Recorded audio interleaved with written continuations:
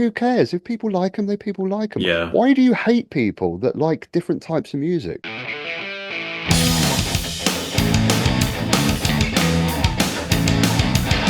Some guests are serious, some are really funny. What are you waiting for? Come and get this honey. It's absolute bedlam, absolute bedlam, absolute bedlam. Join the hype, like and subscribe. Wow, that's a really good question. Hello and welcome to a Thursday evening recording. I'm feeling quite happy, but I also feel like I'm twinging a little bit on burnout with podcasting at the moment, which is quite an interesting concept, which I'm sure Mark can relate to. But I've got 4 episodes backed up now, which is a very interesting situation to be in, of actually having backlog content.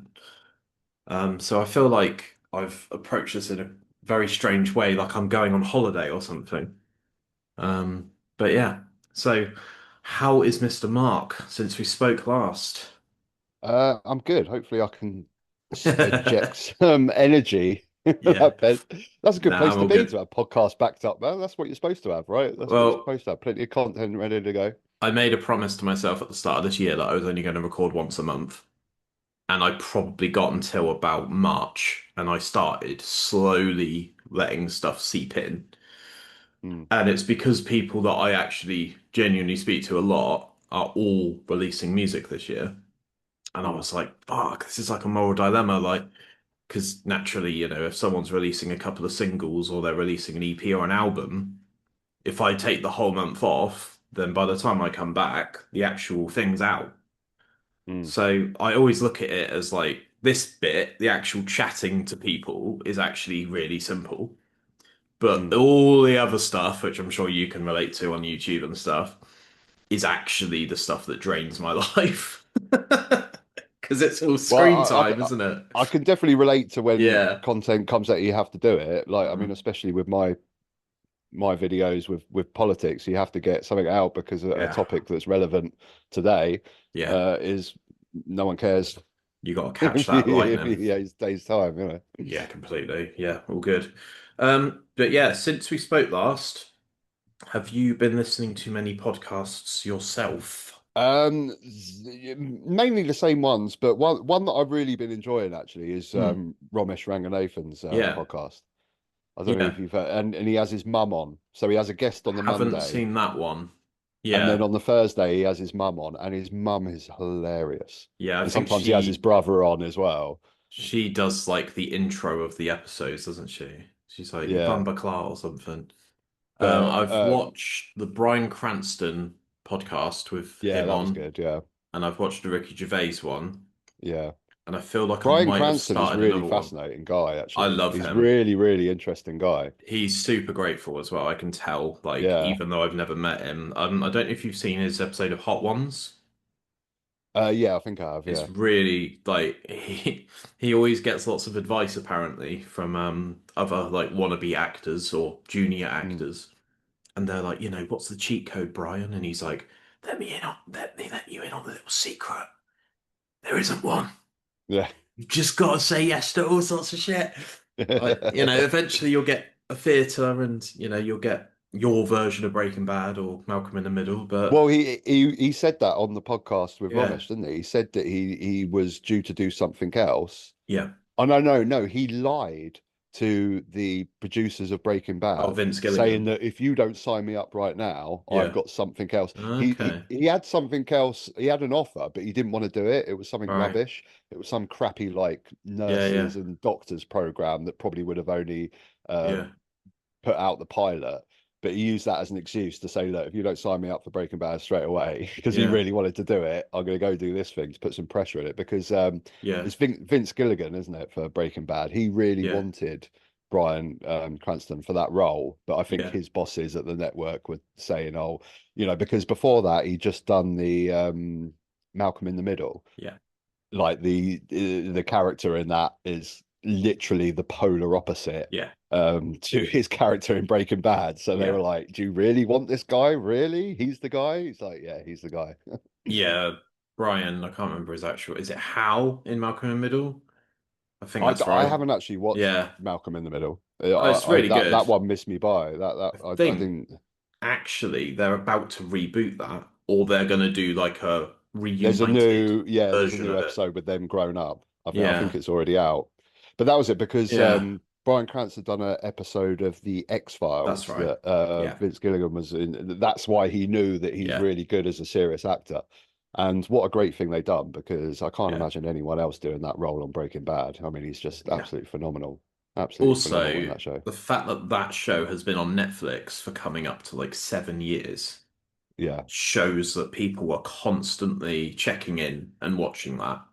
yeah. Because if that wasn't true, then it would have come off Netflix by now.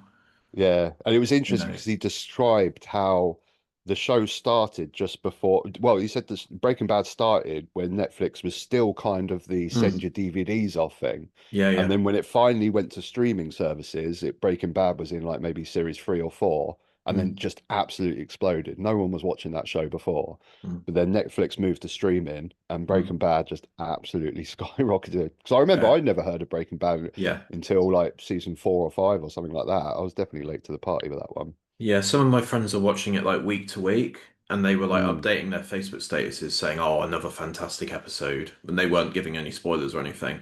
And I was like, "What yeah, the fuck are they on about?" And then, typically on Netflix, you either get this weird thing where you drop a whole season of like House of Cards, yeah, and people literally watch every episode mm, until like 5 a.m.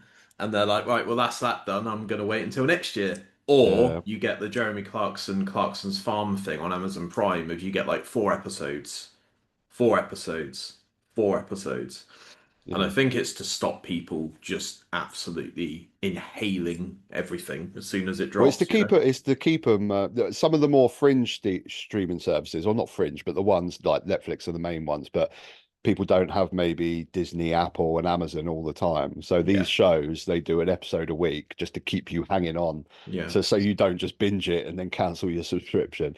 But yeah, it yeah. is actually quite a good way to watch a show actually, rather than binging it. When you Mm, have, I've watched a few shows where you watch one episode a week, and it's mm, really good because you can watch the episode, then you can go on YouTube, find some videos where people talk about it and have yeah, their yeah, opinions on where it's going, and you can speculate on where the story's going. It's quite a fun way to watch a show, actually.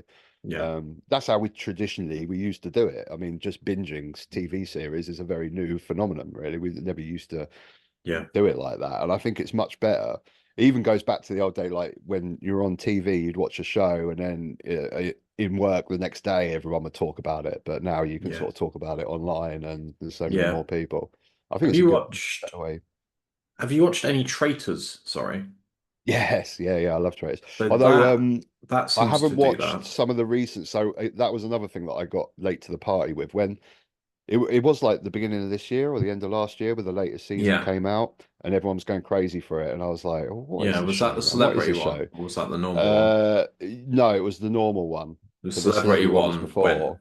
So fucking then I went back crazy. to the beginning and watched like the Yeah. first series, but I did have a bit of Traitors burnout because Yeah. it's quite intense when you're watching that. Yeah. When you're just watching people lie all the time. I was like, I Yeah. need a break for I binged like 3 series, I Yeah. think. Yeah. I was like, okay, I need a break from this. So I haven't watched the most recent ones. Yeah. I watched the celebrity one, but I think it's just the most recent one that I haven't watched. But that's a great show, man. That's a great show. It When is people were great. describing it to me, I was like, what's this? Sounds a bit weird. But I think you just Sounds have to like, watch it yeah. because it's just an insight into the human psyche, isn't it? It Yeah. really is. Like the way people are deceptive, and Yeah. it's just really fascinating, and you're constantly thinking like, how would I play it? And Yeah. just being a traitor in that show must be Yeah. such a burden. Like, the celebrity one. Did you see the celebrity one? I loved it. I thought it was Yeah, I mean, really good. Alan Carr at the end burst out in tears when he could finally actually, Yeah. say that he was a traitor and he Yeah. didn't have to keep up this lie.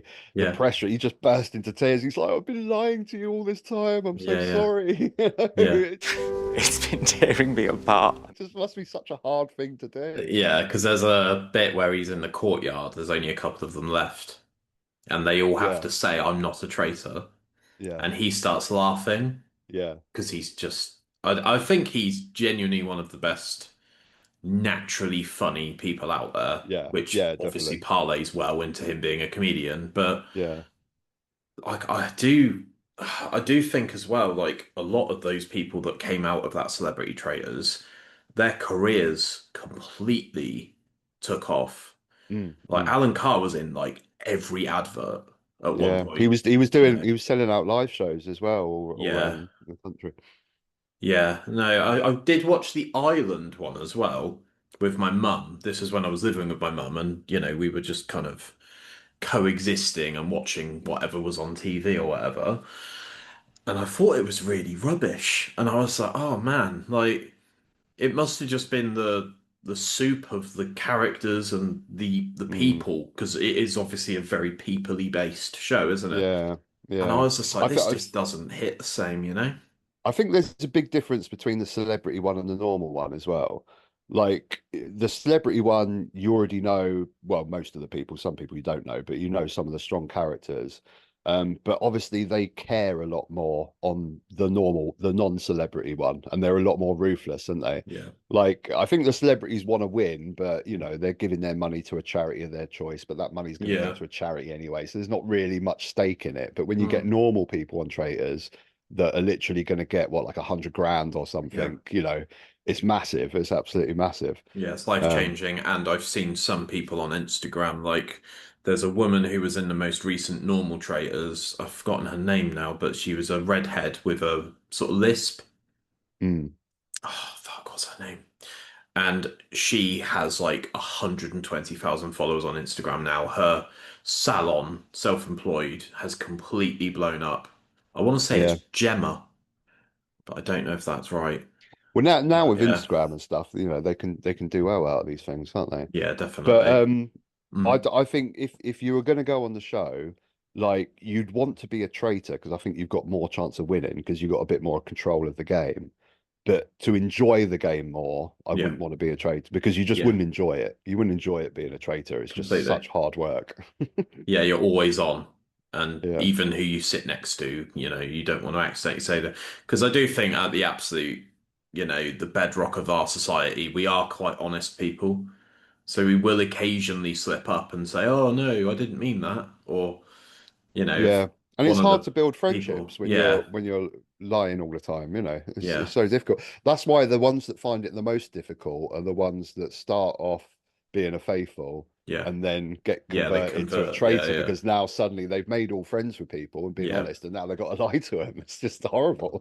yeah. It really is. Yeah, I think as well the celebrity one was very stacked with Jonathan Ross, Stephen Fry, that rugby player Joe, who once Yeah, again has done very, very well out of being on that show. yeah, yeah. There was a I mean, it's just a huge film show, isn't it? It's director as absolutely well. massive. Yeah, Yeah, I can't remember exactly who was there, but yeah, I do feel bad for like the first three people that get kicked out because they do just fade into obscurity afterwards. yeah, And you got the podcast afterwards, which is called Uncloaked, mm, yeah, which I think is a very like absolutely complete polar opposite of a perennial podcast. It's mm, really like you get 100,000 views in 24 hours and mm. then nothing Yeah, because nothing. no Yeah. one gives a shit after the show's Oh, I dropped. fancy watching episode Yeah. 3 from season 2 of The Traitors. Let's put Yeah. it Yeah, on. yeah. Awesome. Love that. Yeah. Next thing I wanted to talk about was your podcast. What's going on, Mark? Because I need some more podcast mates, and there Well, I aren't mean, any. there is some interesting things in the works Okay. actually. Um, so basically in Brighton, I've started up like a fortnightly political meetup in real life, right? Right. So I had a few of my viewers in the Brighton area.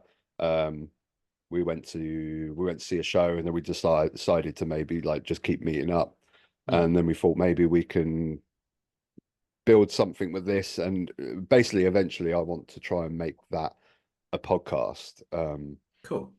So I mean, I've been carrying on with my regular videos as normal, and Yeah. YouTube is a hobby for me, and I enjoy it, and it doesn't divulge into my life too much. But Mm, the podcast is what I really wanted to do because I really just long form content, Yeah. this from what you Hmm. do, just conversations. You really get to the bottom of topics and stuff like politics. You can really get onto subjects and really get to the bones of subjects in long form conversation. It's something I've wanted to do for a while. And I've tried doing podcasts online.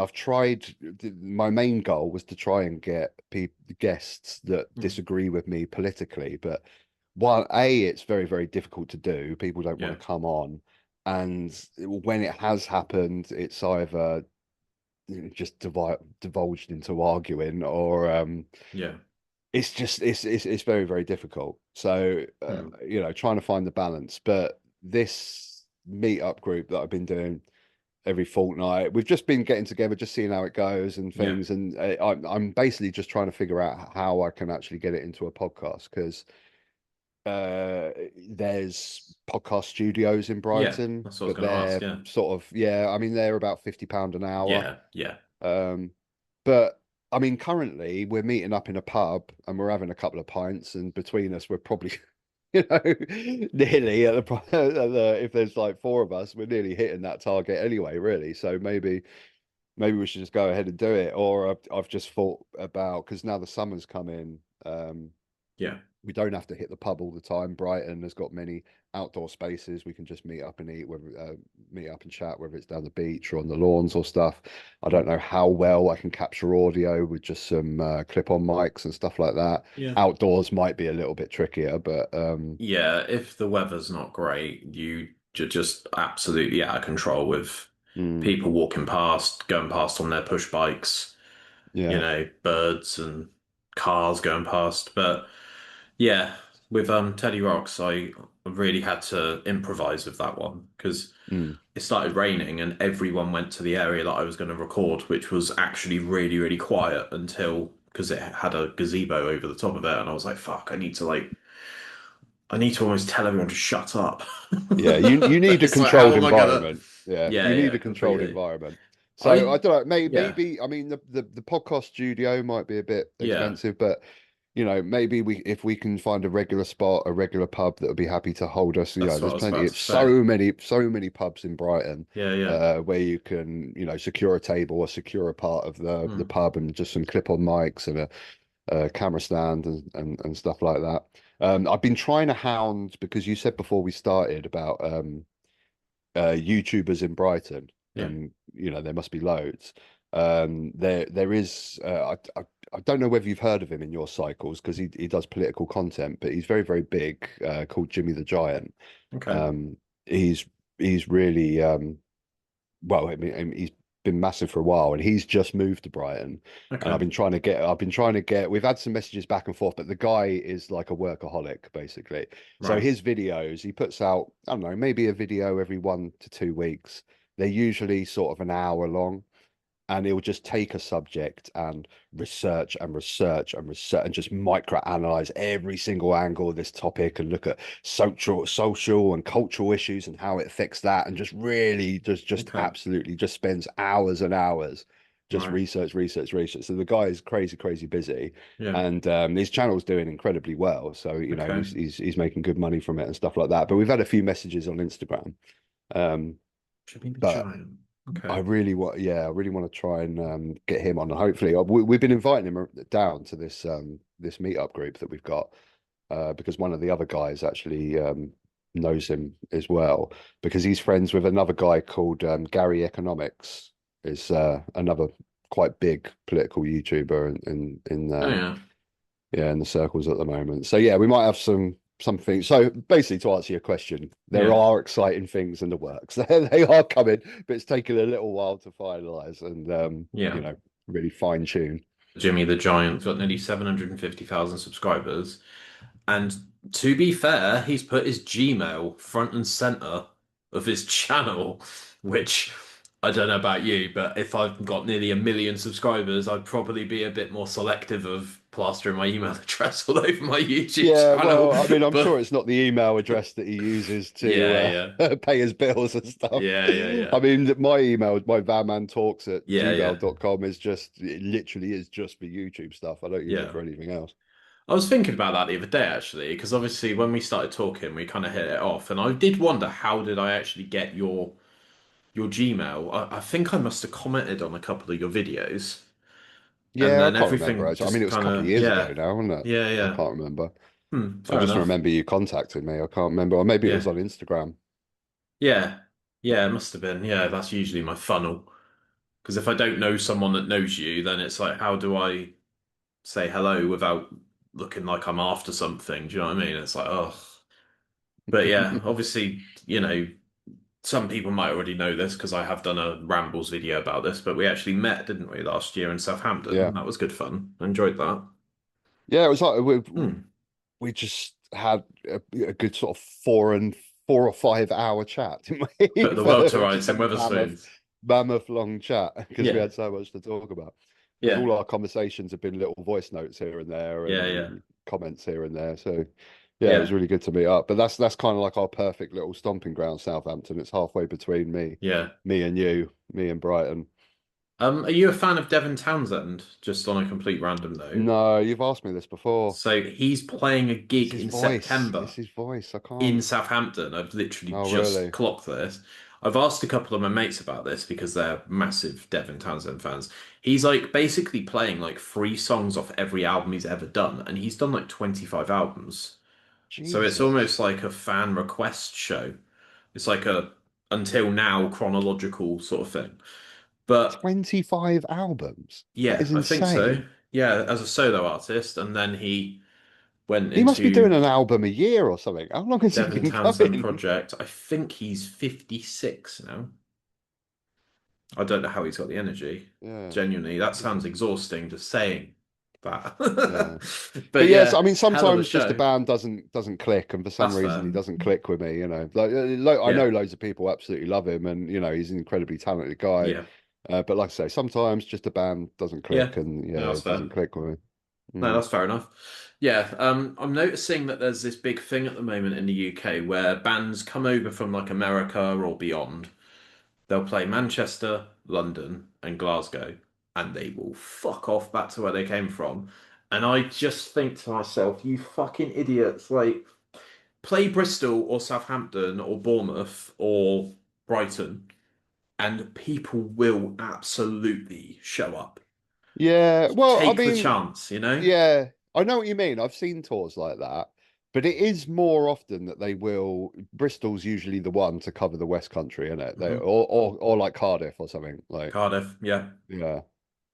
Yeah, Cardiff's interesting because it's got like one of each type of venue. It's got a small to medium, and then it's got an arena. Mm, So it covers every type of band at every level.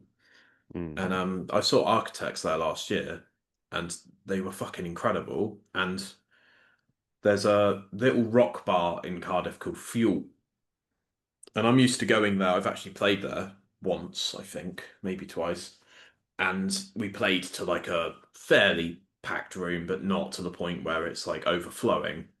And because Architects ended, and there was also another show with Berry Tomorrow, and everyone just converged on the fuel bar. And I was like, Nice. fucking hell, I don't think these guys have got enough staff. Like this is like 7 deep.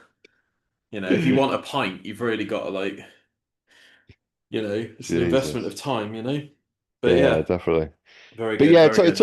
touring schedules are interesting with bands because we get a lot of bands come to Brighton, but it's only really if they're doing a really thorough UK tour Yeah. because we're so close to London. Mm. Um, but yeah, if they're doing like basically it's the difference between if they're doing a European tour or a UK tour, isn't it? Mm. If they're doing a European tour, that's where they do, you know, Glasgow, Manchester, London, and Yeah. that's pretty much it, or Cardiff. Yeah. But if they're doing a good solid UK tour, Mm. but it's always I never really know whether the bands are going to come to Brighton. Like a band I like, Seven Dust.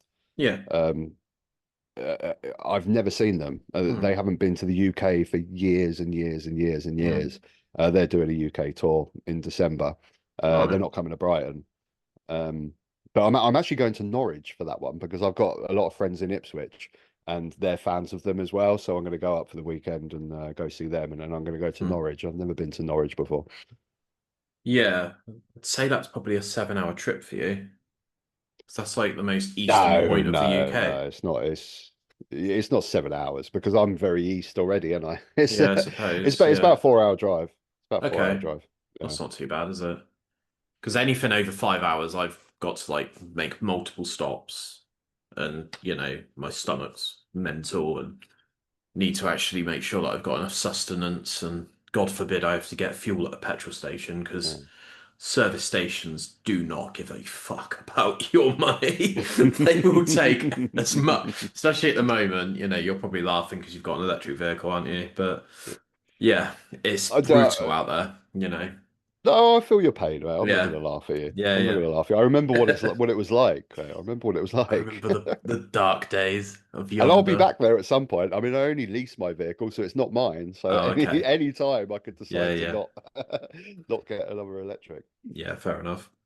What's the best gig and what's the worst gig you've ever been to, Mark? See, so I've had a while to think about this because you talked Yeah, to me a while ago about that. And it's I've really got hard to actually pinpoint. I've got Um, about 30 videos now of this. So you I've are got one of the last people. You're one of my last Infinity Stones on the Thanos Gauntlet. so we'll go for worst first Mm, because I've kind of got like a big band that was yeah, worst for me and a small band. The smaller band I'm going to go for first, and it's no detriment to them because I've actually seen them at a gig where they've been fantastic, but then I've seen them at a gig where it was awful, and it was yeah. nothing to do with the band. Um, Punk Rock Factory. You heard of Oh these yeah, guys? yeah, yeah. They I've they interviewed basically them. do like themed Disney covers Yeah, and I just a completely. covers band, but they just turn any song into a punk version of it, and they're great. They're absolutely fantastic. I saw Yeah, them at Download. The crowd was on it. Everyone was moshing. It was great. They do Power Rangers. They had these Power yeah, Rangers come out and stuff, and it was awesome. It was great fun. And I saw them at Download. It was great. yeah. And my wife is a really big fan of them, and they were Mm, touring UK, and they came to Brighton, and I went with them mm, and they were amazing. They were fantastic on the stage, same stage show. They're really funny, they're really energetic. But the crowd for that gig, I've just never seen a crowd like it. It was like every single camera phone was out, no one was moving, yeah, everyone was still. It was like the most dullest crowd yeah, that I've ever been involved with. Like, I'm there in the middle, like, what the hell is going on? This is insane. No one is singing along, no one is moving their head. It's just yeah, the weirdest crowd. And I think that band in particular, for a local gig like that, just bring a very certain crowd. So yeah, it's like kind of like Disney fans yeah, that maybe liked the odd Blink 182 track back in the day or something and thought, oh, this would be fun to go along to, but are not experienced to going to mm, gigs. And generally, my least favorite gigs are when the crowd is rubbish. mm, It's mm. not necessarily when the band are so bad, and I've seen bands that have been bad, but it's just the crowd. When the crowd is dead, I hate it, and especially if it's a band that I really like. If I'm really excited to see a Yeah, band and they're playing great, and the crowd is just dead, and phones have affected this. 100%. I have a Yeah, serious problem with phones at gigs. It yeah. really, really pisses me off. I mean, it's here to stay. It's not going anywhere. No. There's nothing we can do about it. But it just really pisses me off, and especially at the start of a show, Mm, because the start of the mm, show is when the atmosphere is building, you're excited, and the mm, energy builds, and you want the crowd to go for it. But mm. everyone now at the start of the show wants to grab their phone straight away. That's when they want to record. Like, I don't mind people recording, like, just like 20 seconds here and there around the Yeah, show. yeah. Go for it. You want a little momentum or whatever, record a little bit there. But yeah, so dead crowds for that one. The other big one is I saw Red Hot Chili Peppers at Reading Festival. Mm. I've been a fan of Red Hot Chili Peppers from an early age. My uncle got me into them very, very, very early on, and I'd never seen them before. And they were terrible. Oh, They okay. were really terrible. They just didn't want to be there. I heard stories afterwards that they'd had arguments before. They were leaving massive gaps between songs and not really saying anything to the crowd and just sort of going up. They just were a massive disappointment to When was me. that? Reading Festival, probably. I want to say 2008 maybe or Okay. 2007. I can't remember the exact year. One of those. Yeah. But yeah, Hmm. they'll probably be. my worst. Although System of a Down were quite disappointing for me in 2017 at Download. Yeah. System of a Down, I saw them in their heyday, like when Toxicity had just come out and stuff. Brixton Academy, absolutely phenomenal. Yeah. But their later shows now, and especially that one at Download 2017, Serge just felt like he didn't want to be there. He's just there in a hoodie, just standing up at the mic stand, just going through the motions. It was just very sterile. But yeah, they're my worst ones. There is definitely something paradoxical about wanting the crowd to engage, which is kind of what you've just said about both of the things, like Punk Rock Factory and System of a Down, but also not really giving the opportunity for people to engage. So then Punk Rock Factory, I've seen them. They're cool guys. I've spoken to them for like 15 minutes last Teddy Rocks. So, you know, I'm very conscious that they might listen to this. I doubt they will, but they are really good. But they ran the risk of becoming like a sing-along band. And if people are recording on their phones, people ain't fucking singing along. Yeah. So it's like this weird. The last thing they want is their voice over their phone. Yeah. Yeah, that's an interesting point. I do think the crowd can absolutely make a show though, especially when definitely, like, you know, the singer stops singing and other people pick him up, or you know, like I don't know if you've ever actually seen Sleep Token, but that's a very, very good example of a lot of people know. Oh, of course you saw them at Download, didn't you? I've seen Sleep Token. Yeah. You know this. If Vessel stops singing for any period, all the fans will pick up because everyone knows all the lyrics and. People he so, had that famous gig you know, where he done his voice in, didn't he? And then the Wembley just got show. the crowd to sing along. Yeah, I think he was out of action for like 3 or 4 songs. Yeah. Yeah, interesting. I like that. Crowd always make a gig for me, Matt. I need a good atmosphere because I think you're more of a stand back with a beer and watch sort of guy, aren't you? Yeah. But I like to be in the middle. I like to just feel the energy, and I just want people rubbing up against it. Even if, you know, whatever the band is, you know, if it's a heavy band, I like to get involved for a little bit of a mosh as well. But I need to feel some energy. I need to be in there. And if that's not there, it just completely ruins the gig for me. Need to be part of something. Yeah. Yeah. Hello, one and all. Fancy seeing you here. I just want to take a second to promote a product that's quite dear to my heart. I'm very pleased to announce that the podcast is now an affiliate for Vocalzone. As a podcaster, as someone that wants to make this a part of my life, my voice, the ability to maintain my voice for a steady period of time as I record these episodes, make sure that it's in the most tip-top condition it can possibly be, is absolutely essential. For me to do this every single week means that I need some help. So Vocalzone have come along and they've absolutely smashed it. I'm a huge fan of Vocalzone. I'm a huge fan of their pastilles. And they don't just make pastilles, they also make tea and they make throat spray. Throat spray is a really interesting one because typically with tea and pastilles you have to actually sort of eat it or digest it and then it kicks in. Throat spray is pretty instant. It's really, really good. I can't recommend it enough. They are specifically formulated to relieve irritation from excessive speaking or singing to help you keep a clear voice. They have been doing this since 1912, and some of the most iconic artists of all time have relied on these products.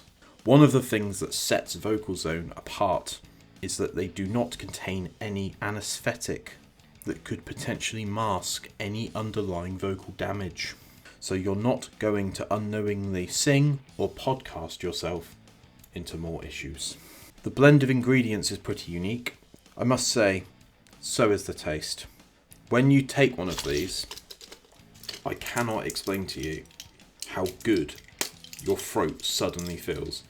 There's this real sense of euphoria when you eat one of these. And they do a honey one, guys. Honey, like this boy. So yeah, if you're looking for a confidence boosting product that won't break the bank, please consider supporting the show and supporting Vocalzone using the website This will take you to a affiliate link and you'll get 10% off everything on their store. Please check out Vocalzone. They do a lot for the local community around them, and I can't think of any product better to keep your throat and your voice in the best possible shape it can be. Absolute bedlam. So, off the back of your worst gigs, which I can actually really relate to the whole, like, what's the point in going to a gig unless you're going to give the band that's potentially played like 66 shows on the bounce some energy? You might as well just watch it. You know, like people watch Glastonbury on BBC iPlayer, don't they? You might as well just do that if you're going to go there and give them absolutely nothing. Or, like, I always wonder this as well. It's a bit of a tangent, sorry. Who are you actually filming for when you actually film like a 45-minute set on your phone? Is that just to go on YouTube? Or is yeah, I mean, it's a good like, question, isn't it? Yeah. Because someone doing a short clip, they're doing it because they basically want to post it on Instagram and show all their friends, look at me where I am. That's what it is. Yeah. It's not even to look at later. I mean, they'll look at it later, but the main purpose is basically, everyone, look where I am. I'm seeing Sleep Token. You know, look at me. I get jealous. It's like the people that post when they're at the airport before they go. Everyone get jealous of where I'm going, what I'm doing. Yeah. But yeah, the long videos, I mean, it's definitely got to be for YouTube and stuff like that, isn't it? But I just can't think how phenomenally boring it must be to go to a gig and film entire, you know, people film entire gigs or even just entire songs.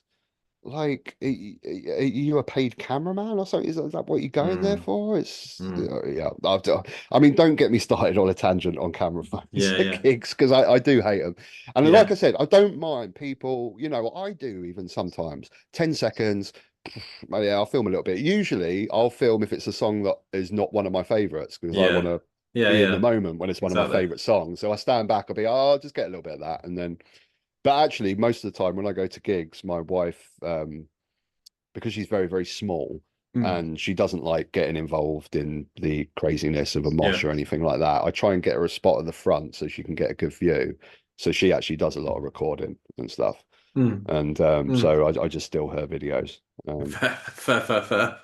Yeah. Awesome. Right, I've given you some time to think about this one. So maybe top 2 best gigs that you've been to. It doesn't just so have to difficult, be the banger. It's so difficult, but because it's like picking your favorite film, or you know, you love so many different films for so many different reasons, and that's what it's like with gigs as well.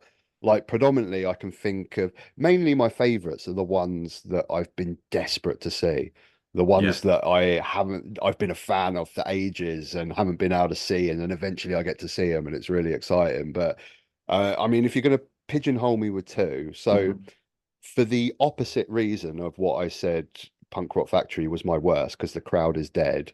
I'm going to go for the Hives for the absolute opposite reason, because every time I've seen the Hives, they're not like one of my favorite bands of all time. They wouldn't even be probably in my like top 20, top 30 favorite bands that I listen to, but the Hives live are just phenomenal. They are absolutely incredible live. There is no chance that the crowd is not going to be jumping up and down going crazy. Every time I've seen them, hardly anyone's on their phone. Everyone's in the moment, they're watching them. Oh shit, how have I forgotten the lead singer's name? I don't know that one. Let's have a look. But he's absolutely phenomenal frontman. Like, he is the best frontman out there. He's arrogant in a hilarious way. You know, he's just absolutely incredible. Jesus Christ. Pele. Well, there's Sweden. Pele. Yeah, Pele. Alquinvist. The Hives are just, I've seen them 4 or 5 times, and they never disappoint. They are always absolutely incredible live band, and they just go off. And Pele is just arrogant in the most funniest way. Yeah, he's basically like, you know, Ricky Gervais in The Office. We know what he's doing. We know that he's arrogant, and it's just hilarious. And he's just so much fun. And they do a phenomenal live show. So yeah, the opposite reason, the Hives. Every time I see them. Thing is that for a second one, there's just bands that I've loved all my life, and the first time I saw them, you know, I think of Metallica, or the first time that I saw Tool, or bands that I've just really just been massive fans of and finally been able to see them live. But I think A Baby Metal was another one for me because that was a Okay. gig that was a gig that I never thought I'd go to because I discovered this sort of weird Japanese band Yeah. and I didn't think they'd come over. But then they got huge, so I was like, okay, they're gonna tour, and I got to see them, and the first time I saw them was incredible. Um, but for the same reason, I'll probably go for a band that no one's ever heard of, Maximum the Hormone, another Okay. Japanese Yeah. band.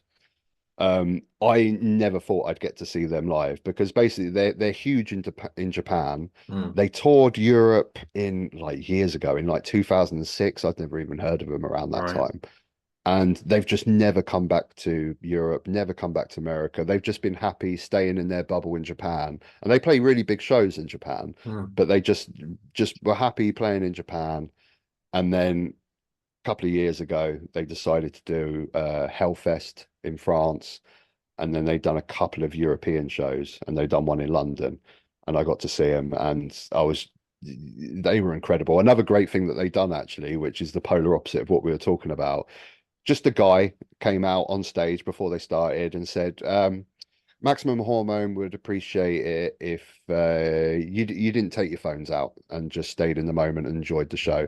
Like they didn't enforce anything. Like Tool enforce things, I think, don't they? Like you actually have to hand your phone in and stuff when you go to a Tool show. I think they've been trying to implement some of this stuff, or some bands have tried to force it. I think Eminem does that as well. Yeah, but Mm. which I don't like. Like I understand what they want to do it, but I Mm. think if you just get a bit of respect from the crowd, so if Yeah. they just had someone come up and say, look, Maximum the Hormone would really appreciate it if you didn't film anything, if you kept your phone in your pocket and just enjoyed the show and lived in the moment. And I didn't see a single phone out. No one was Yeah. doing. I didn't see a single little sneaky little snippet. But that built for the atmosphere. But I think what made that show phenomenal is that you only had hardcore fans there. Mm. So no one knew that this band were going to come to Europe, and no one knew they were going to play in London. There's no people just randomly showing up for a Maximum the Hormone show. Every single person in there, it was a smallish venue, probably a couple of thousand. Mm. Everyone in there was a massive fan, knew every single lyric to Yeah. every single song, Yeah. adored this band, never thought that they were ever going to see them live, and was just on top of the world to see Yeah. this band live. And they were phenomenal at the same time Yeah. as well. Absolutely amazing. Yeah. It's just So this yeah, huge happy birthday moment for everyone yeah, involved. Yeah. that would be the same. And I had the same feeling when I first saw Baby Metal when they first played Kentish Town, tiny little venue Mm. in London when they first came over. It was kind of the same sort of thing. Mm. But they make the best shows when basically you've got hardcore fans that just absolutely Yeah. love this band. So Yeah, yeah. I do like a passionate show. I do find sometimes, though, this is me putting my cynical hat on, God forbid. Sometimes people like to sort of gatekeep and they go, oh, what era got you into Maximum the Hormone or, whatever. And sometimes it can get a bit like, oh, you're not as big as a fan of them as me. And I'm just like, mate, I'm one of the least competitive people you'll ever meet in your life. If you want to tell everyone that you're a bigger fan of this band than me, crack Mm. on. I don't even know who you are. I Yeah, just I have no time yeah, for gatekeeping. I mean, yeah, it's thing is like the metal and rock and alternative music community is such a great community. yeah, That is the only downside of it, and it's a small downside. All the yeah, gatekeeping, all the you like that band, they're not yeah, metal, or all yeah, that sort of shit. Is yeah. this is a small part really, but I'd say it's generally, 15% of yeah, the whole metal ecosystem, yeah. personally. And I Yeah, just don't engage with those sort of people. As soon if you ever get into a conversation with someone and you talk about a band and someone just goes vigilantly, "Oh, they're shit. How can you listen to them?" yeah, I'm like, well, okay, so they're not yeah, your thing. Like we said yeah. earlier, they don't click for you, but they're not shit.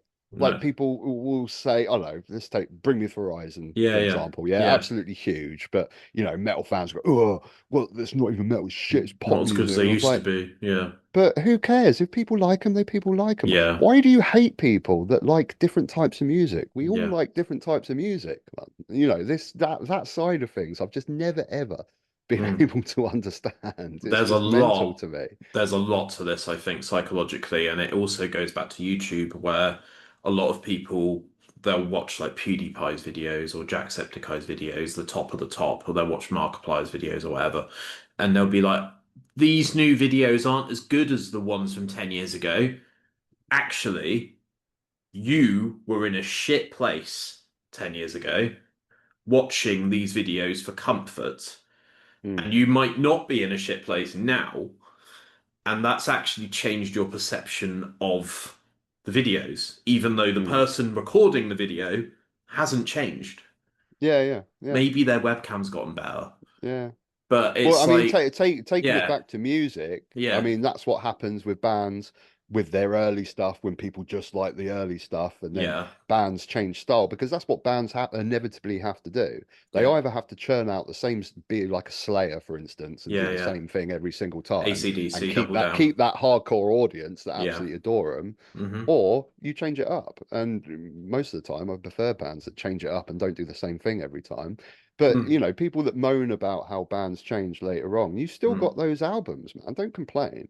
If completely. you only like Metallica's first four albums, those albums aren't going anywhere. You've got Yeah, them. Okay, they changed up later on. You don't have to listen to that stuff. There's plenty of music out there. yeah. You know what I mean? What Yeah. what That do you that think? side of it is What do you think of Biffy Clyro? Because they're a good example of a band that used to be super heavy, and then they became quite sort of commercialized, and one of their songs is it got is it covered a lot on X Factor, and that took them to a whole new level of. I think Puzzle was their biggest album, but they well, I was had a about to say couple Puzzle's the album prior. that I like. Yeah, I think that's It's a probably fantastic really the album. only album that I know, apart from a few singles that they done. But I like them. I Uh, like that album, and I've seen them yeah, live. They're headline they're download. they're really really interesting because they have like a poppiness to them. But then Yeah. all of a sudden, the song changes and it goes into like mental time signatures. And that's usually how like the next 2 minutes of the song goes.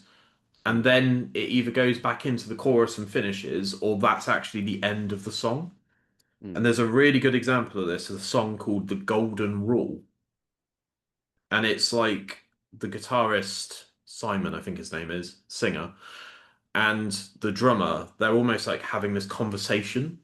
And it really works live because they're like, dun oh dun wow. dun dun dun dun dun dun dun, and it's almost like because they're like an arena band, it's gotten to a stage like the people in the crowd know the musicality of that so well that you've got like a Rush live in Rio type thing where Mm, everyone's chanting the notes like yeah. dun dun dun dun, and like But they do a yeah, song that oh. starts like that in the intro, doesn't it? Yeah, I'm trying to think what that one is. I'm just having a look at their Come on, baby, discography. do you wanna feel? Yeah, what's that one? It's that one. Oh God, what's that one? But Living is a they're great problem live. because They were everything awesome when I saw dies. them live. Is that living is a problem because everything dies? Yeah, I Yeah, think that sounds right. Yeah. Black and Was their Sky. early stuff quite heavy then? Yeah, Black and Sky from 2002. Hmm. So that's 24 years ago. And then it seems like they went on a bit of a rampage and they were doing a album a year and then they dropped Puzzle in 2007. But yeah, they seem to have done very, very well. Fair play to them, I think. Hmm. But yeah, I don't think I've seen them live. And funnily enough, at Teddy Rocks, there was a tribute band of them, Okay. and they were really, really good. Yeah. Like if I close my eyes, I'd think that that's actually the legit, real deal, you know? And they were a free piece, and they Yeah. all played like their lives depended on it. And trying to emulate a band like that, like imagine trying to be in like a Muse tribute band. You're having a fucking laugh. Like they're I so don't. technically complex and their Yeah. effects pedals have to be so specific, you know? Yeah. Well, I'm seeing a Tool tribute band this year. So Okay. last year I went to that little tribute band Yeah. festival, which Yeah, was yeah. great fun. Awesome. 15 quid a ticket. 15 quid a ticket. Mm.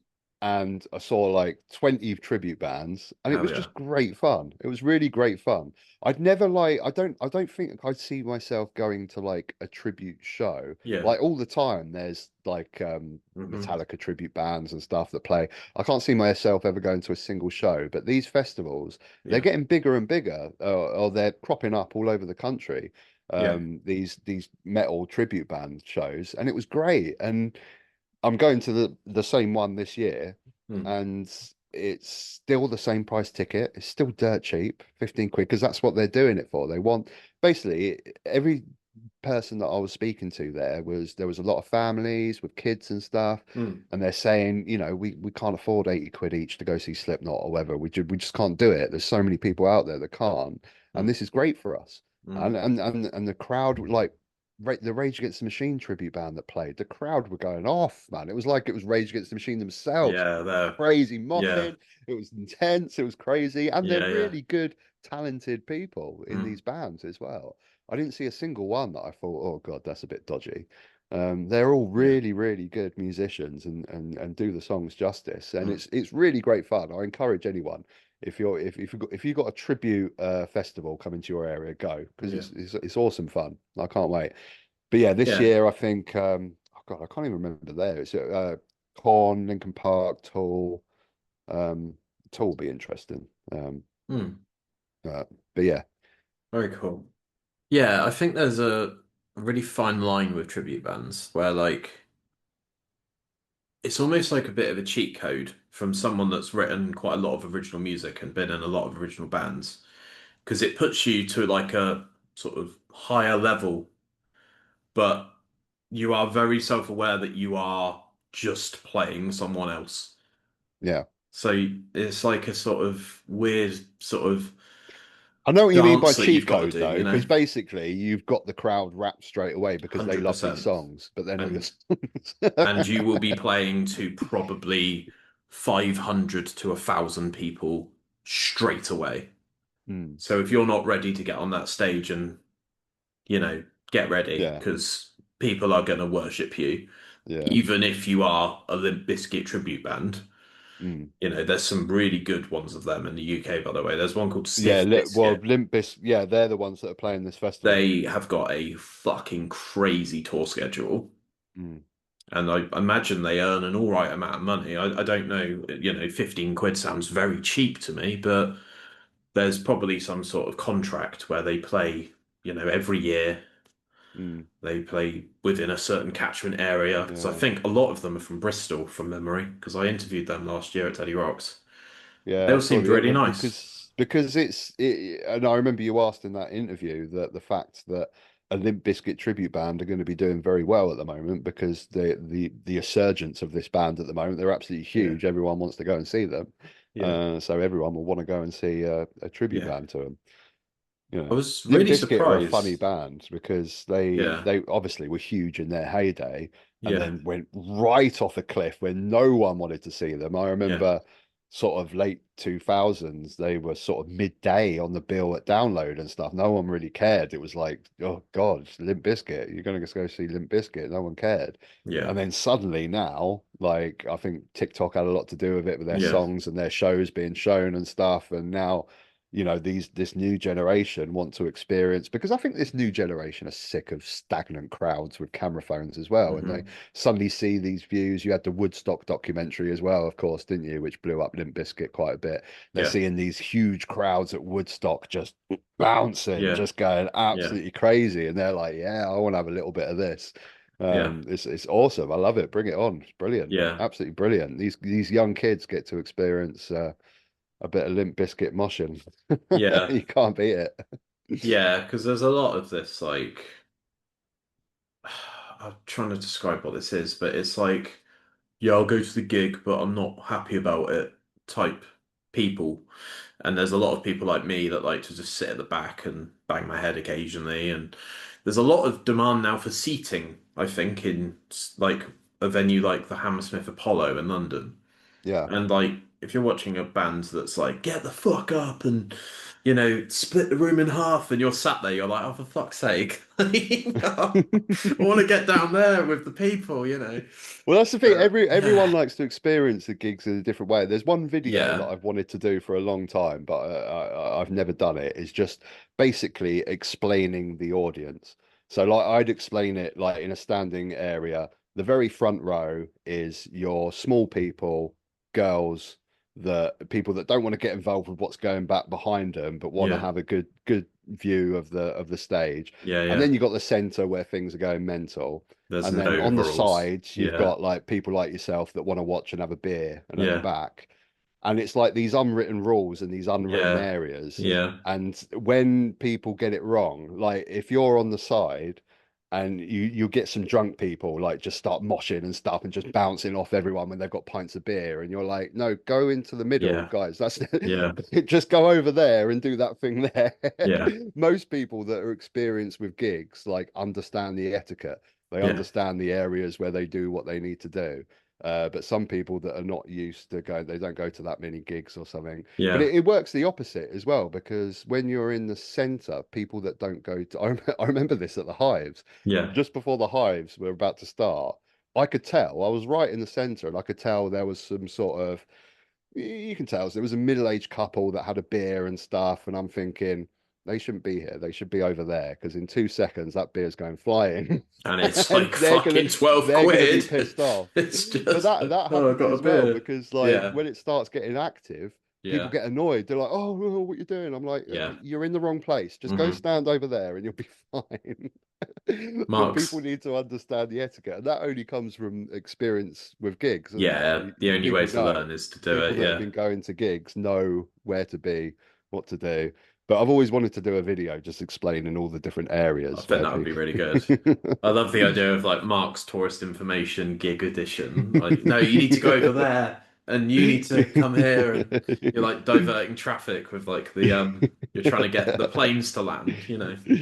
The Yeah. main time where the worlds collide though is with crowd surfers. Yeah. So a majority of people that are at the barrier don't want to get involved in moshing, but Yeah. they're inevitably, if crowd surfing starts, they're getting bashed. Yeah. Yeah. That's when the two Kicked. worlds collide. I remember seeing Gojira at Bristol O2 and I got pushed into a circle pit which lasted 45 minutes and I couldn't What, you get couldn't out. get out for I was 45 minutes, you reckon? fucking tumble dryer simulator, bro. I was fucking in there, and I at one point I was like, "This is actually my life now. This is just I'm just seeing the same guy going around and around and around." I was like, "I literally can't escape. It's like I'm At in certain a sort gigs, of if it's really whirlpool." packed, you can't get Yeah, out of that area unless you just barge your way through. yeah, you've really got to like go for it. The Bristol What I think. O2. Go on, sorry. Well, I was about to say what probably one of the most intense mosh pits that I've ever been in is kind of another two worlds collide Yeah. situation, which was Hatebreed. Because Mm, Hatebreed is an yeah. interesting band, right? Because they're like a hardcore band, Mm, but there's a lot of metal fans that like them as well. And hardcore fans like doing all that crazy fly kicking and shit, don't they? yeah. They're like doing all that mental Crowd moshing. killing. Yeah, and that world Yeah. collides with just Yeah. normal metalheads that just like to bash each other and just so that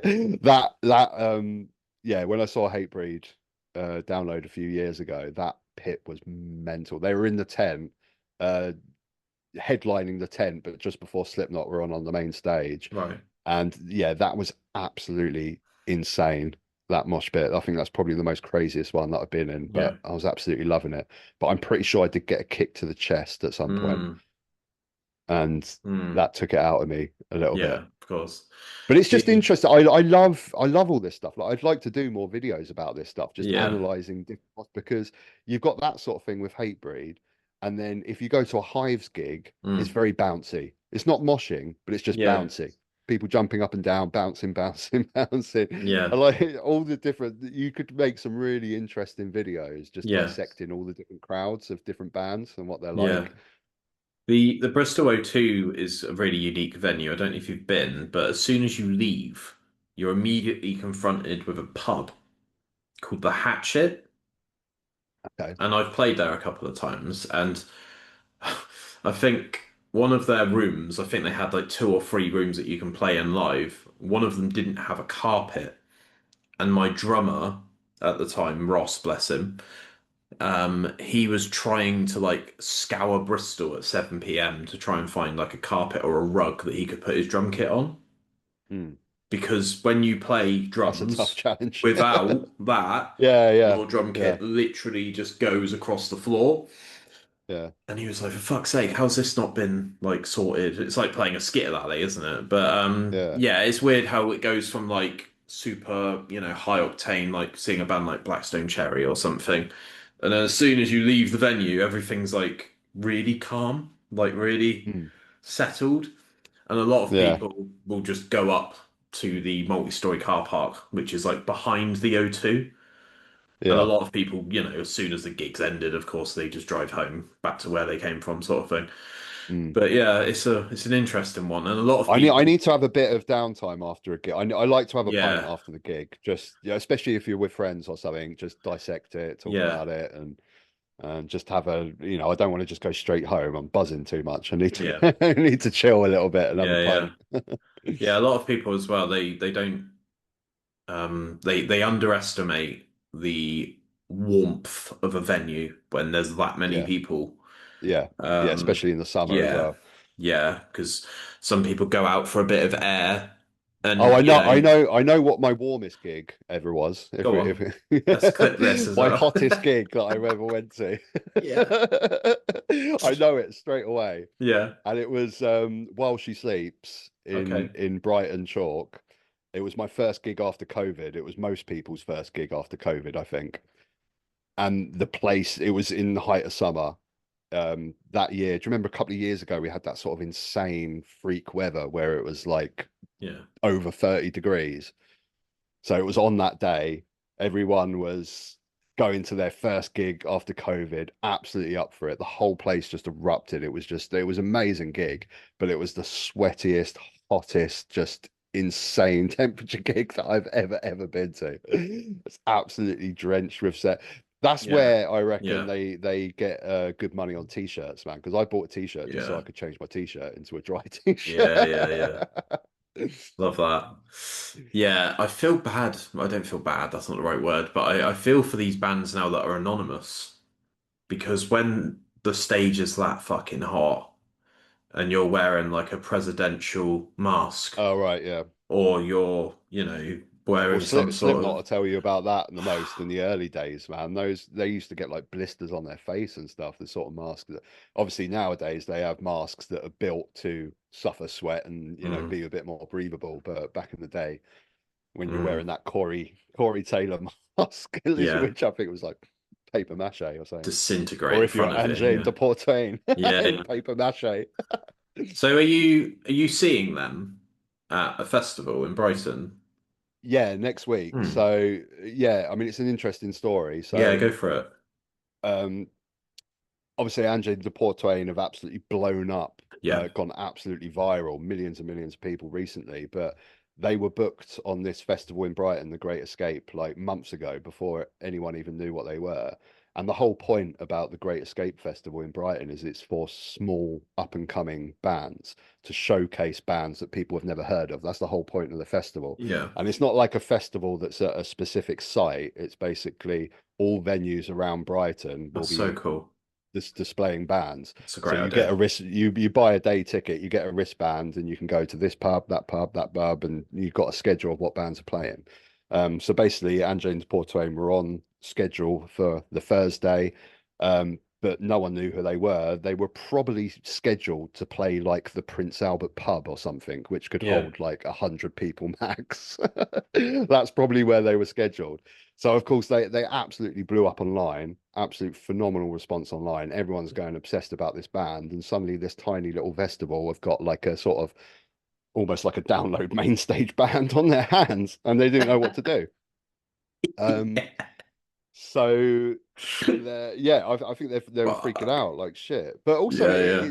it's not what that festival is about. That's what I'm Mm. saying. That festival is about showcasing bands that people haven't heard of, new talent. And suddenly they've got a band that's absolutely huge.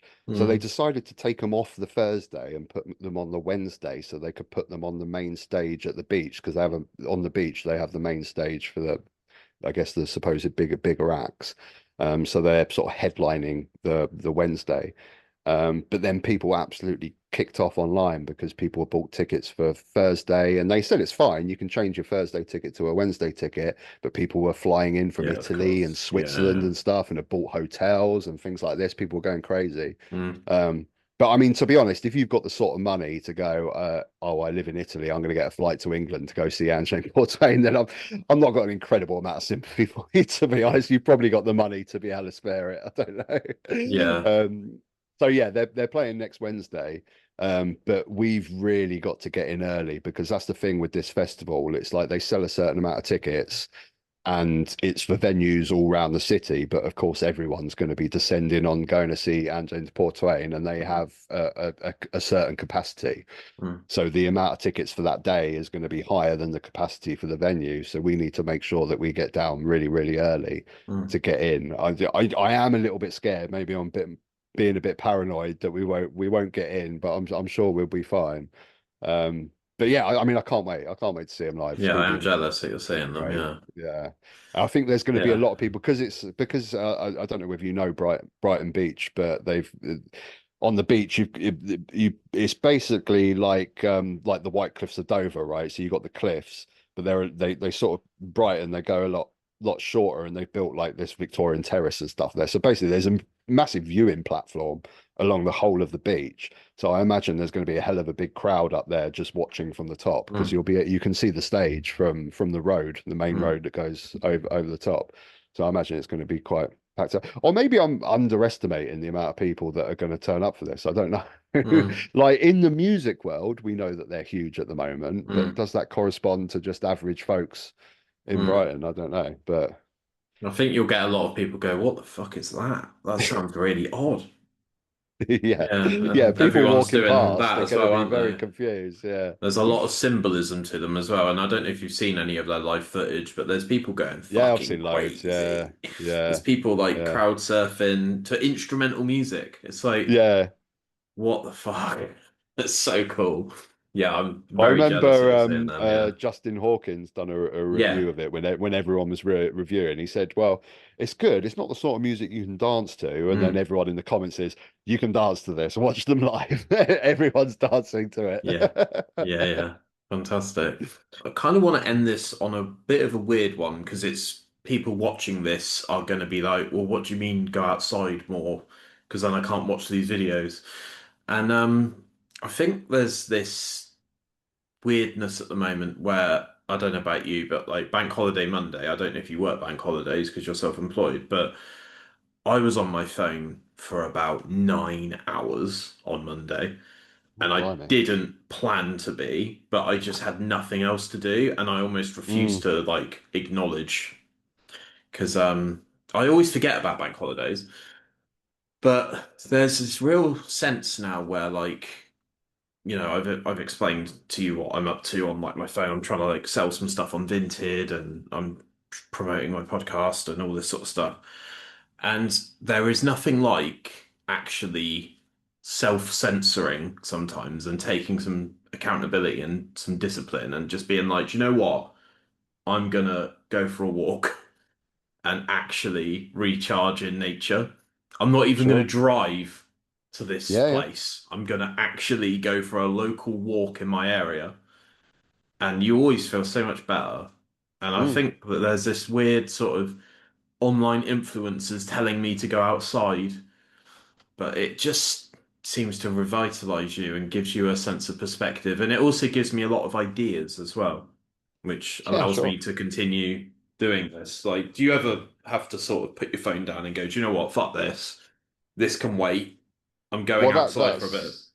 that's what you have to do. I mean, Yeah. basically, if you were doing 9 hours on your phone, you were basically in a dopamine hole, weren't it? That's what they call it. And it's so hard to get yourself out. Yeah. If you're on the sofa, maybe you're munching on some crisps, you're flicking through, and if you get to a certain amount of hours of that, it's so hard to get out. You have to just shake up and go, oh, right, I've got to get Yeah. outside. Got to Nothing else. physically get off this sofa. And it's Enough. so hard. Yeah. It's so hard to do that. Yeah. Yeah. Yeah, getting outside massively. I mean, I've noticed it big time now, like the clocks have changed and Mm. the summertime's come in and stuff. Like, I do like a lot of gardening and stuff in the summer. I grow vegetables and things like Mm. that, which I absolutely love. And that gives me a reason to go outside in the Yeah. morning as well to water my plants. So I get up in the morning, I go out straight away, go outside, and you haven't mentioned it, but you mentioned it to me Hmm. earlier about hearing birds singing. Yeah. So you were Yeah. saying the reason that it's when you don't hear birds singing, Yeah. it's our prime instinct that there's a threat, A there's an predator. animal that's Yeah. going to be threatened. Yeah. But also it has the other thing, it has the calming sense when you hear birds singing that everything's okay. So Hmm. when you go out, like where I live, I have loads of birds singing when I go outside. That Yeah. instantly gives you that calming nature because there's no threat of a predator. Yeah. It's an instinct in us Yeah. and just being in nature. And I last week I had well actually I had the exact opposite to what you were doing for 9 hours. Last week I had to take my van to get the brakes repaired, but because it's a Okay. lease VW van, it has to go to an official VW Yeah. garage, and there's not one in Brighton. And the one I went to was basically in the middle of nowhere, just below Horsham. I thought it was a 2 hour thing, ended up being an 8, 9 hour thing. So I was literally stuck in the middle of Mm. buttfuck nowhere for Mm. 9 hours. And I just walked, man. I walked down the public paths. I walked around the country. I sat in a field. I got a meal deal from Co-op and I just sat in a field. And I was literally just forced to be in nature for about 8 hours. Yeah. And I loved it. It was just absolutely amazing. Yeah. Like it's just so nice. And you notice, even when you go for a jog or something like that, Yeah. when you're out, you come up with ideas, you think about things, your brain starts working. I Yeah. mean, we all know when we sit and do this, what it's doing Oh to yeah. us. It's giving us comfort, but everyone knows that It's it's doing, it's artificial. mashing your brain. Yeah. It's absolutely mashing your brain. Yeah. Um, Yeah. but This is yeah, it. massive advocate for being outside. I'm lucky that I've got my Yeah. garden and stuff that I really appreciate. We all know that 8 hours sleep is the optimum amount of sleep. We Yeah, all know that we need to drink shitloads of water. And we all know that we need to go outside like for 2 hours and get the vitamin D and the sunlight and all that. But I tell yeah, you what, Mark, some people just can't fucking do it, mate. Like, I yeah, decided tonight that I'm going to actually record with some squash versus the Dr. Peppy Audi equivalent. yeah, And I've really, sometimes I'm like, right, I know that this is the right thing to do. Watch me fuck this up. yeah, I'm yeah. just such a Well, twat. those sort of things are really difficult when it comes to Yeah, food and drink like that. yeah, yeah, But I think that the strangest one for me is when you're in one of those dopamine holes and you're on your phone, and you know that if you just put it down and go outside, even for a 10-minute walk, you'll feel better. yeah, Like that's not like like giving up your favorite foods and fizzy drinks and stuff like yeah, that is a lot more yeah. difficult, and especially if you go into like sort of nicotine and all those sort of things, very, very difficult. Hmm. But that one really shouldn't be difficult when you know that you're in a dopamine hole, you're on your phone, you've been on it for too long, you're Mm. sunk into the sofa, and you know if you just go outside for 10 minutes, you'll feel much better, Yeah, but you don't do it. yeah. You don't do it. Just That should be the 5 more easiest one to minutes. achieve, but Yeah, yeah, you don't do it yeah, because it's yeah. really hard. Yeah, I was playing a tower defense game. They're my absolute weaknesses, and you Mm, have to play the game with your phone on landscape.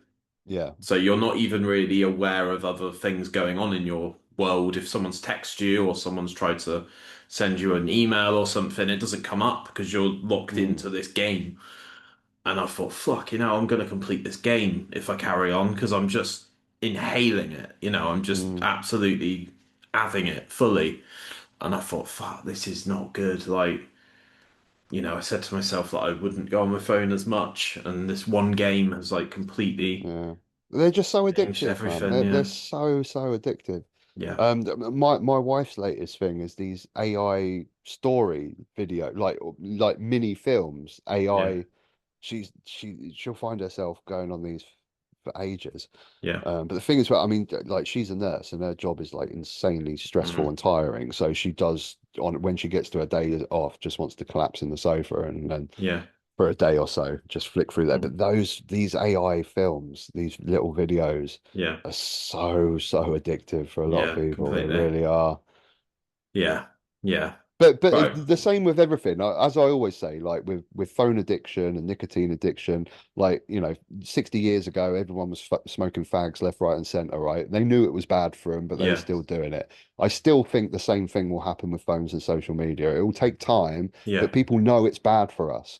And Yeah. eventually it will get to a stage where, hardly as many people smoke nowadays, right? It must be Yeah. way more than half, Yeah. because people know it's not a good thing. They know it's bad for them. Mm. The Yeah. same as we eventually gave up smoking, the majority of us. Mm. Um, we will understand and get a grip to it, I'm sure. But then who knows with the way AI is going. Yeah. The But definitely with stubbornness. nature as well. But a lot of these sort of things that we know are not good for us, people are turning away from now, like dating apps and things like that, right? We've experienced them, and the younger generation know that they're pretty terrible, really. And I see, I can only see what's going on here in Brighton, but there's more like speed dating and like actual real interaction dating and singles nights. We're getting, this used to be a massive thing in the 90s, right? Yeah. Singles nights, the clubs would do a single night, and those sort of things are coming back now because people are realizing the Mm. dating apps are shit. And the same people will realize that doom scrolling is not good for us, that Yeah. getting outside is much better for us, meeting up with real people. Mm. We'll get there. We'll eventually realize, because we've just been thrown this insane technology Yeah. to Completely. deal Yeah. with. And Yeah. we're getting to grips with it slowly, Yeah. and I'm positive, and especially nature, man, going outside. Um, the weirdest thing about my 9 hour experience, like I live in Brighton, which is a very, very busy city. Yeah. I'm used to, when I go outside, constantly having people around. And I literally, for that whole 9 hours, I was in the countryside. I saw like two people. That Mm. was one of the weirdest experiences, man. Just being completely alone in the countryside with no one around was Mm. just really, really bizarre. I haven't experienced Mm. that for a long time. Yeah. My last Rambles video I did purely because I hadn't spoken to anyone in like 4 hours. And I spoke about Angine de Poitvin, and I was just about to record an episode with a lovely lady called Soren from Tummy Ache, who are a Mm, cool band. And that's not even out yet. But I was like, I actually need to like warm up my vocal cords because mm, sometimes you just have those days where you get home from work, especially I imagine you as well as a solo, van driver and mm. traveling to and from certain destinations and stuff. You're just not speaking to anyone. Yeah. And it's like, it's quite liberating sometimes, but also it can be quite like lonely. And I can see why a lot of people listen to podcasts because it feels like you're in the room. Joe Rogan, obviously something that he's doing is right. And there's a sense of belonging with the people that he speaks to and stuff. But I think some people just lack that potential friend base. I don't know, and they would rather listen to knowledgeable people talk about subjects than, Mm. you know, yeah, it's like going down the pub. Yeah, I feel like pubs are dying as well, which is a shame. Like, I don't know if you're excited to watch the new Clarkson's Farm, but he mentioned in the previous season that a lot of pubs are closing, and they're like the absolute soul of a village or a town. So if we haven't Yeah, got them, there's a lot of reasons for that. I mean, pubs are here in Brighton, they're actually thriving, but it's just one of those things. It's just a very, yeah, very, very populated city, and it's a part of the big part of the culture here, and people have got money to be able to spend £7, £8 a pint and stuff. yeah, But there's many reasons. I mean, younger generations are not going down the pub as much, no, for many reasons. It's too expensive, but also they're a lot more health conscious. mm, Like they're going to the gym and stuff a lot more, and they're not really consuming alcohol the same as like, mm, our generation did when we were younger. mm, And yeah, it's very different. But I feel for the struggling pubs, and it's the world has just changed, and it's mm, the local pub used to be such a fundamental part of British culture, but it's not the same now. no. It's not. And yeah, a lot of pubs are struggling, and of course business rates and stuff like that doesn't help, and tax on the pints and things like that. Tell you what Um I'd do if I ran a pub right now. my function room I would turn into a podcast studio, and I Mm, would rent it out to people for half the price of a music studio yeah. because you have to be that portfolio based and pivotable nowadays. You know, Well, if you've it's a got good an empty idea. room sat there Yeah, doing fuck all until 6 p.m., yeah. use Utilize it. your space. Yeah. Absolutely. Yeah. That's what a lot of pubs are doing. They're just trying different things. Yeah. You know, you see a lot of like novelty games pubs and stuff. Like, Yeah. I mean, Brighton's very different to most of the rest of the country, right? Because we've got so many pubs. I wanted to try. I'd like to do a mission where I go to every pub in Brighton, That's but cool. but it's literally impossible, mate. When I done the maths on it, when I done the maths, there are 350 pubs Just got in this Brighton. whiteboard. Like, how are we going to target this? Yeah, it would probably take you It's all not weekend. impossible, but it's Yeah, hard. yeah. So 350 is a good number, right? Like 365 days in a Yeah, year. So yeah, you yeah. think you've got to kind of do if you've done one pub a week, it Mm. would take you like 7 years. So if you've done one pub a week, and who's got time to do one pub a week? But you know, all the ones that I've been to, I can cross off the list anyway. So it kind of only leaves me, I guess, I don't know, I've probably been to about 100 pubs in Brighton. Um, Hmm. but yeah, going back to what I was saying, because there's so many pubs in Brighton, they Hmm. all do different things. They all cater to different audiences, and there's ones that have like VR games and stuff in the pub. There's ones that have like old school games that have a few sort of original PlayStations set Hmm. up and things like that, Hmm. and some quirky stuff. Some will obviously have live music, some will have open mic nights, some have like spoken word events, and Yeah, you know, speakeasy. loads of stand-up comedy and stuff. Yeah. There's tons of pubs in Brighton that have stand-up comedy. So I think that is the way to go. That I think the pubs that are still trying to go back to the old days of just being the local that puts on, you know, a nice pie and mash or whatever, and that has its place in certain Hmm. areas. But I think if they're going to survive, they really need to think out the box. That's why it's interesting what you said. I mean, that would be absolutely perfect. I'd love Yeah. a pub that had a bloody side room podcast room Yeah. that would rent it out for less than 50 quid. Yeah. I'd be And I well don't happy with think that. people would go mental either. Like, there's obviously this, you know, just because you're around alcohol, it doesn't mean you're going to get absolutely paralytic. Like, Yeah, I could go to Tesco right now and buy a shitload of beer and record a podcast, yeah. absolutely blackout drunk. I'm not going to, but Or like, the yeah, it's pubs could just, even just limit you anyway. They could say, "What, you know, while you're in yeah, there recording, a couple of pints yeah, each. That's it. You know, that's the limit." yeah. But I think, especially like what you were saying at the start of this I about think doing a, you've really hit on something there, there Ben. we go, there we You've really go. hit on something. That is a really, really good idea. Yeah, I Because think also, there's, like the amount of guys that go down the pub or something that think, oh, you know, we yeah, should turn this into a podcast. Oh, there's a hmm, podcast room right there. Why don't we just turn our yeah, beer session into a podcast, yeah, book even if two it's just hours. for them and their friends to listen to Yeah, or yeah. you know, talk about some stuff. But what you were saying at the start is like, I want to have a debate with people. And I like the idea of like three of you go into a room, one's the mediator, one Mm, is the debater, and one is like the opposing side. I would yeah, watch that. Obviously, it yeah, would depend on the topic, because if it's about, farming, family, tax inheritance and stuff, which is huge at the moment in the UK at least, yeah, yeah. I kind of know what that means, but I also don't really have much of a dog in that fight, so I don't know if I'd listen to it for 2 hours. Oh, I mean, you eat, don't you? So Yeah, you know, yeah, everyone has a dog in that fight, really. yeah. Yeah, I just don't feel like we can really change that, the whole. I see it on all the bridges in the UK. Like, I've recently been driving quite a bit, and you see the sign, stop this, hashtag, Mm, family tax, yeah. whatever it is. And I don't know. There's been a couple of petitions locally recently that have gotten like 250,000 signatures.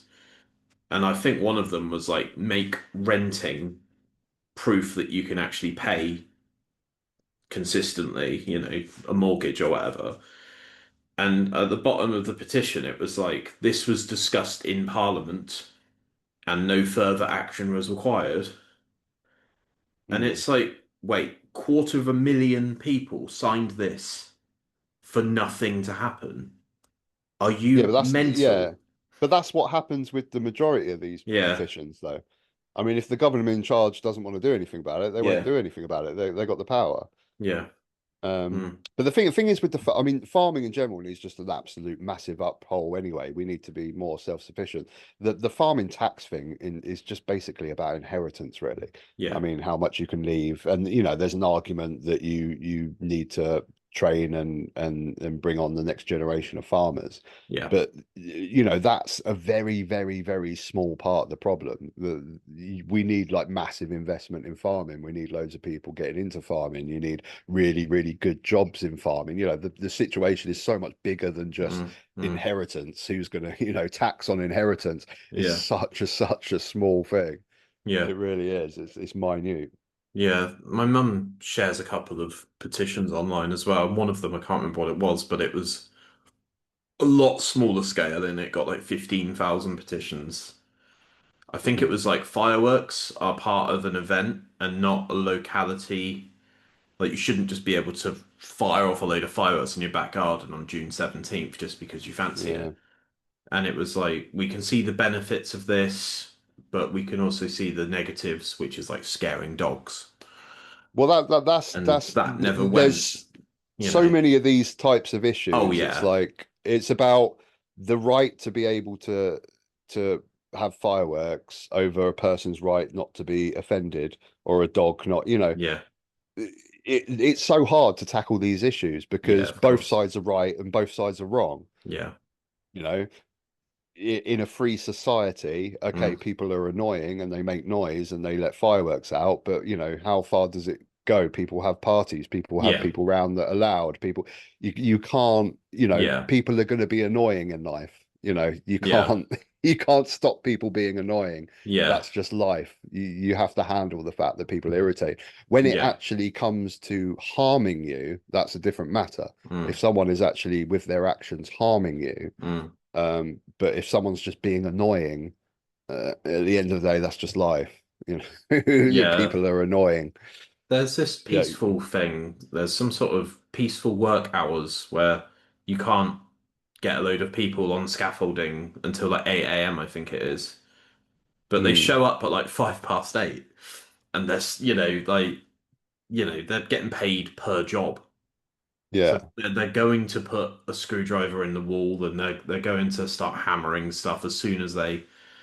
But I Yeah, just I think, mean, 8 a.m.'s Christ, reasonable, yeah, isn't it? 8, yeah, 8 a.m.'s okay. I mean, yeah, this is the thing. This is where it goes. Like, you can't be annoying in the middle of the night. no, Can't be a neighbor and start drilling holes at 1 o'clock in the yeah, morning or whatever, because that does affect your physical health if your sleep's being yeah, disrupted. yeah, yeah, So you can complain about that, but someone making noise at 8 a.m., that's quite reasonable, really. yeah. But yeah, If I mean yeah, these petitions, right, they never do anything. I mean, the cooler general election now when everyone got mm, pissed off with Starmer got like millions of petition, but it's pointless. If the current government doesn't want to hold an election, not going to do it just because a load of people put a petition forward. mm, They're pretty pointless, these petitions, really, mm, unless it's something that um the government doesn't know about, that's an issue that is quite big and has popular demand, and mm, it's not going to go against their sort of politics, then mm, it works. mm. But just people getting upset, oh, I want a general election now, it's not going to do anything. It's really not. It's pointless. No, Absolutely pointless. yeah, yeah, it's a tricky one. Yeah, I think we're getting there though. Like not politically, but I think, I've recently moved into a house and it's a very peaceful neighborhood and everyone seems quite friendly and I've only had a very limited amount of time with them, but we kind of all have this unspoken agreement that we're not just gonna, start banging out shitloads of music at 2 in the morning and, Yeah. subwoofers and having house parties on a Wednesday night. It's not gonna happen, but Your neighbors make a massive difference, man. You know, yeah, you remember these programs back in the day, like Neighbors from Hell and stuff. Like yeah, it just must be horrible if you have got yeah, an absolutely hideous neighbor. that'll mess your life up. Yeah, Genuinely. If you can't sleep properly, then that's like torture. yeah. Yeah, and yeah, I hope the people that went on those shows got paid adequately because I know like You've Been Framed, you got 250 quid, didn't you, to watch your brother get wiped out. Hey, 250 quid was quite a lot of money in like 1995 or Yeah, yeah. whatever. It's like winning Deal or No Deal. Yeah.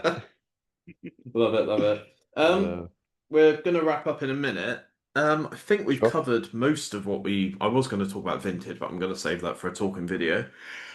Um, is there anything else that you wanted to talk about? Anything that you wanted to promote? Anything on the horizon for your YouTube channel, or what are you currently Well, I mean, I thinking? think I pretty much just discussed it really, Yeah, what I'm going to do future. I mean, I know this video's going out in a while, yeah, but today we've got the local council elections across the country, so I'll be doing quite a bit of content on that. Well, I mm, already have this week actually. mm. So, but then again, this video is coming out a couple of weeks later, so no one's going Yeah. to be interested in 2 week old news. That's it, isn't it? Yeah, it's tricky, isn't it? I would like to get on my music channel again, really, but it's Yeah, so hard to find the time because I have such limited amount of time to do YouTube videos anyway, with yeah, running my own business, dealing with a family, with a house, and everything else that life throws at you. I mm, only really have a very limited amount of time, and mm, I have to be the honest. The fact that my Van Man Talks political channel will always take precedent because it's monetized, and yeah, I just have to be honest on that yeah, fact. yeah, of course. When I put out my music videos, I don't get anything back for those. That's just a labor of love. But I Mm, do need to make a little bit more time. Even if I could, I think I could definitely at least just put out one video a month at least, mm, and I should be able to do that because, like I said, I've got so many interesting topics in the mm. music world to do videos on. So I do really want to try and do that again. I think without giving unsolicited advice, you should set something in your calendar once a week, and it should just prompt you to see if you want to record for 10 minutes. Mm, Because when I get an idea in my head and I've got a 15-minute gap, I'm fucking absolute like that's usually when I'm at my absolute like firing on all cylinders, yeah. and I start talking at a rate that I forget what I'm like tripping over my words and I'm like, oh my God, guys, this just happened to me, and nothing can stop me when I'm in that mode. Mm, But if I don't capitalize on that little bit of spark, then mm. I just, it took me a Well, that's long the thing. I have time to if I to get the learn that. excitement, Yeah, I need the excitement. If I've just thought of a video idea or something, I need to do it now. yeah, I kind of get like that. I've just like, oh, that would be a good idea. Right, I need yeah, to get on it because I start thinking about what to say, and I'm like, right, I'm going to forget this, and I need to write down, and I need to film it, and I need to get on it. So, but I always just do that for my main channel, and yeah. I need to my ideas for my um metal channel is more like the ones that I talked about, the gig etiquette and stuff like Mm, that have always been in my head for a while, but I've never mm, really sort of sat down and gone, right, okay, let's dissect it and write a script and actually, come up with something. So I need to mm. dedicate time to that. Um, but I always Yeah, feel a bit guilty because there's just so much things that yeah, I have to do. Oh mm, God, I need to fix that. That bit in the garden needs sweeping. The drive is needs mm, weeding. There's always something that I need to do, yeah. and I feel guilty spending too much time on my music channel. But I do want to do it. There's no reason why I can't do one video a month. You know. So you could de-weed your driveway on the way to getting in your van and talking about something. And then, because I've had this thing in the past with like previous partners where I'm like almost bullshitting my way to getting in my car and talking about something. Yeah. Because I can't physically look in their eyes and say, I just need to quickly record a YouTube video. Because they'll Mm, just be like, what the fuck are you on about? Like, Ben, no one gives a shit. There was an episode I did recently as a guy called James from a band called Intake, and he reached out to okay. me a couple of months ago, and he's a nice guy. He's from Manchester, and his band's quite cool. It's quite sort of sad boy, sort of Nirvana meets Alice in Chains type thing. Okay. And that episode, I was fucking ill. Oh And no. my mum, like, because I just moved into this house, I didn't have the internet. So I went to my mum's house and she's like, oh, back higher, fucking hell, like, it's only been a week, come on. And she was like, "What are you doing here?" And I was like, "Right, okay, I need to record a podcast tonight." And she was like, "Ben, you're ill, and Mm. no one gives a shit." And I was like, "Oh man, like Jesus Christ." Oh, But yeah, she doesn't get this. She doesn't get this whole social media world. She updates her Facebook status occasionally and she'll put a profile picture of her dogs up. But she yeah, doesn't get the grind of this is actually genuinely part of my routine now. yeah, Can't just not do stuff. Like yeah. before this, I was It's playing just, it's just music their and generation. But my dad's yeah, the same. I mean, my dad's actually been on my channel before because yeah, we've done like a little Brexit video yeah. because I he watched that. That's good. voted to leave, and it was an Mm. interesting conversation. And he came on it, but he doesn't get it. Even when I said to him that like 30,000 people have seen that video, Dad. He's like, is that good? Is it? I was like, yeah, it's pretty Yeah, good. mate. It's good. A thousand cinemas have watched your fucking video. Yeah, I basically said to him, yeah, well, yeah, that's basically the Amex Stadium, the Brighton football yeah. stadium. I've seen your Oh, video. He was like, oh, all right, that's okay. cool, isn't it? Yeah, But it still doesn't register. yeah, I think it's the generation, man. It still doesn't really register because they're still in the zone of like TV or something. yeah, Like he could go on the local news channel, like the local Meridian News that yeah, probably gets, I don't know, about 500 viewers an evening or so. But that would be yeah. a much bigger deal for him. He'd see that as a much more bigger deal than 30,000 people seeing him on YouTube. Mm, mm. It's funny. I remember when I finished my Prince's Trust course before I got into my actual career, I did an interview for BBC Solent talking about the Prince's Trust, and it was only 8 minutes long, and I cannot find that interview anywhere. Mm, Whereas if it was recorded and uploaded to YouTube, providing that I put the right prompts in, obviously on the search, yeah. I could find that video. Mm, mm, But it's almost like that replayability yeah. of, a lot of radio stations have archives and Mm, you can go through, but it's like 2018. yeah. So you're like scrolling through like 700, sound bites. Yeah. Whereas if it was just uploaded to YouTube, I could be, because I was actually quite interested to listen to that back because I just can't remember. I remember the van showing up outside my mum's house and I was like, oh my Yeah. God, like I'm going to be on the radio. Like, what's Yeah. happening? This isn't a joke, that The sort of interesting thing. thing, sometimes I think, like someone in 2080 or something might be Yeah. watching this very podcast just to see what was going on in Mm, life. But mm, imagine if you had that level of detail, um, to see people in like the 1920s or something, because that would be like the equivalent, like 100 years ago. yeah. If you could have the same level of content of what was going on in people's lives, and it would be fascinating, right? It would be Yeah. absolutely fascinating. Yeah. So people are gonna have that in 100 years' time. They're gonna have a wealth Mm, of things of YouTube videos that mm, they can really see what life was like 100 years ago. yeah. That's a really it's not a common thing that I think about, but it's occasionally I'll like go back to a really, really early version of a Joe Rogan episode, and Mm, he had like Eddie Izzard on. And considering the Joe Rogan episodes are now at like episode 2400, this was like episode 600, and it was like the first ever time he met Russell Brand. mm, And they're talking about the fact that their phones are insane six yeah, years ago. yeah, And then Russell Brand will be like, "Oh, Joe, have you heard about this AI thing?" yeah, And yeah, Joe's like, "Yeah, I'm not worried about that. Like, we don't have to worry about that." And I just think, fuck, this is such a like time capsule of like, yeah, should we be scared of Russia?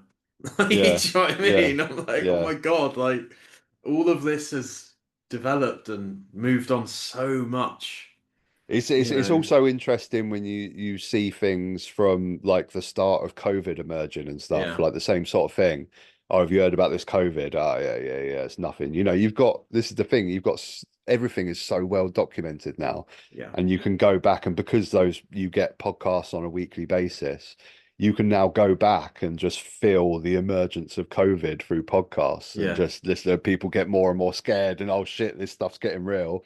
Same with like the Iran war at the moment and stuff, and Trump losing his shit, and you can just everything is so well documented. Yeah. Like the First and Second World War, if you had that level of Yeah. documentation back in the time that Yeah. you could go back and just feel the Crazy. fear of things like ramping up and people going, "Oh shit's getting really real now." Mm. It's crazy.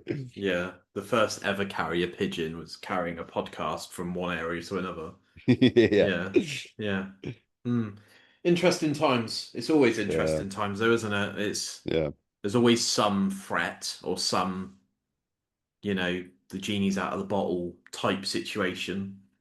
I And we mean, just, the world is yeah, absolutely bonkers right now, which is why we need to get out in nature yeah, and make sure we're not glued to our phones and yeah, actually live yeah. in the moment and make sure that we're concentrating on the people that we love and care about and spending Yeah. time with people and making Mm. sure that we utilize our time on this planet because the world is absolutely bonkers right now. Yeah. So we need to go out and enjoy the things that we enjoy and do the things that we Yeah. want to do and care about the people we love. That's what it's all Yeah. about. Well said, because I think we do actually have a choice if we engage with it or not. And I know Mm, that we're so like cyborg like now that like my phone is almost glued to my hand most of mm, the time, but we actually do still have a choice to not engage yeah. in the rage bait. Obviously privately we've spoken about Twitter just being a fucking Yeah. absolute swamp of Yeah, shit. it's just all human It's just degeneracy in one place. That's what everyone it is. screaming at each other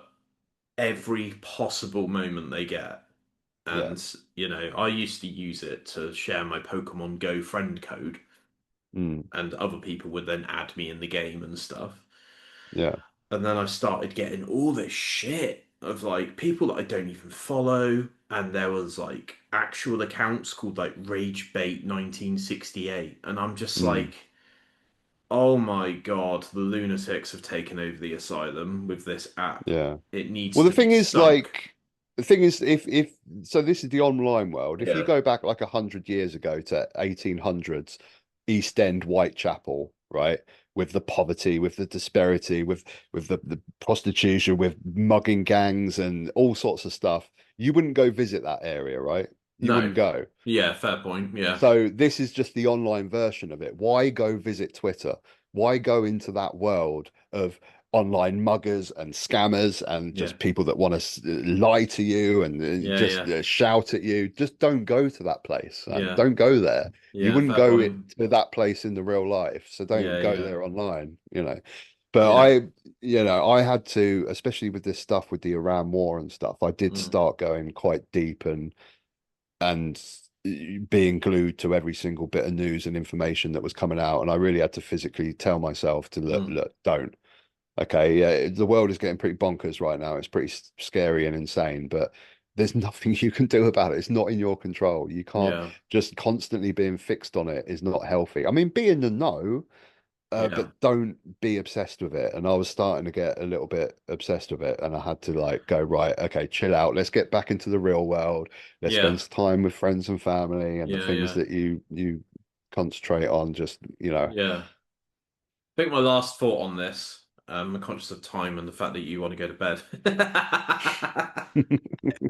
My last thought on this is I actually got a DM on Instagram the other day from someone that's in a cover band in my local town. And and I always think about this, where like it's so easy to give other people advice, but it's so Mm, hard to actually take advice or listen definitely. to your own advice. And she was freaking out about, I don't think it was Iran, I think it was Ukraine. This must have been a while ago. And she was like, one of my friends has told me that she's been approached to be conscripted to fight in this war. And I said to her, I think you just need to not worry about it, to be honest. But it's this BBC homepage thing of like, Yeah, yeah, fear every yeah, yeah, minute, every yeah. day. Why aren't you doing this? Also, there's Mm. a recipe for cake. And it's like, fucking hell, like, why is this all on one grid? Like, Yeah, and just, it's like minute by minute, and it's just fucking scary. And, yeah. But I that's the think thing, a lot like of people did this the during world. COVID. They were just refresh, refresh, refresh. What's next? What's next? the But yeah, go world on. hasn't necessarily changed. I mean, it is bonkers right now, but it was bonkers in the 80s during the Cold War and stuff. But we didn't have Twitter, we didn't have social media, we didn't have every single aspect of everything bad that's going on in the world being shoved down our throats 24/7. Yeah, We had the evening 9 o'clock news, and maybe we'd scan the papers in the morning. But the world has always been bonkers. It was incredibly bonkers back then and yeah, scary, and it's still bonkers and scary now. It's just yeah, that we're getting it shoved down our throats 24/7, and we have yeah, to shut it off and go, look, we don't need to find out every single aspect of everything that's going on in the world. Let's mm, just concentrate on what affects our life, our circle yeah. of friends, what's going on in our local area, and you'll have a happy life if you I do that. think that's refreshing hearing from a political commentator on that as well. Like, you know, I do see you as a source of current affairs and this is why I disagree with this. But for you Yeah. to like go, actually, I'm not even showing up to this party. Like Well, yeah, I'm because out. I Yeah, care about politics in this country. Like when you yeah, start going global and stuff, there's nothing you can do about that. But mm, we do have a voice and we do have a vote in this country, and we can make things because politics in this country affect our lives in every aspect. So it's important, I think, to be engaged, not obsessed, but be yeah, engaged in your own country's politics because that does directly affect you. But definitely. globally and war and all these sorts of things, you just can't get obsessed with that stuff. Mm, It's pointless. And mm. Very and good. again, like you say, it's easy to give other people advice, and I have to keep checking in with this myself. Like I said, when I was going down a rabbit hole with the Iran war, I have to keep myself in check with this Yeah, stuff because we're not perfect. And yeah, no. it's definitely far easier to give people advice because if your friend was spending 9 hours on the sofa on their phone, you go get the fuck off, go for a walk, right? But it's a lot harder to do it yourself. Yeah, I must have looked outside and thought, oh, there's a Gojira mosh pit outside. I'll just stay in here. Yeah, but yeah. Anyway, it's been lovely speaking to you. Appreciate this has gone on a little bit longer than anticipated, but No, it it's just cool. I always shows enjoy how good of a interacting. guest you are, and yeah, It's because we haven't there's chatted for a while, so we had a that's it. Yeah, lot to talk about, haven't we? So, but yeah, my thanks for having me on. my arch nemesis is always getting people on the podcast that say yes or no. That fucks it so much. Just give me something to work with, whereas some people seem a bit more, transparent and a bit more free flowing. So that does make all the difference, and it also makes the time go quick. But Definitely. yeah, fantastic. Good to speak to you. Hope everything goes well in podcast world for you. Yeah, yep, yep. Stay in touch. I'll update you. Awesome. Thanks for having me That's on, one. bud. Thanks, guys. Bye bye.